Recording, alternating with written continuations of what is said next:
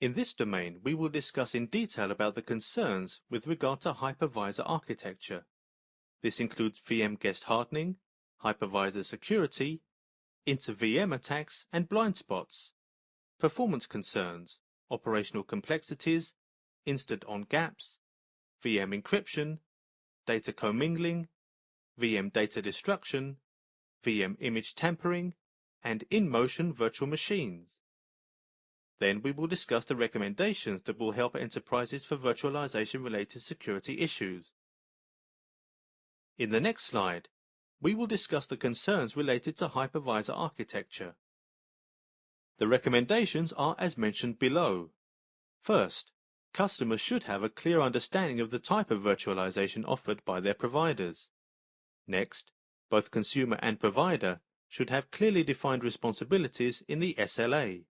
Then, implementers should have clear separation of zones, such as production environment, test or development environment, and highly sensitive data environment. Care should be taken to keep them separate. Also explore the possibility of creating separate zones depending on the usage. The next recommendation is that virtualization-aware servers and security tools should be implemented. Also, implementers should monitor performance during implementation of VM security tools and testing. Virtualized operating systems should have built-in security. This is another recommendation. Third-party security technology should be added, which will act as a layered security control. This reduces the dependency on the platform provider. According to the next recommendation, dormant VM images should be encrypted. Use automation tools to discover any data traffic which might step into unsecure environments.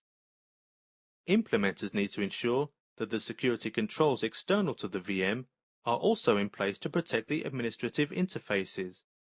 This final recommendation sums up the recommendations for enterprises.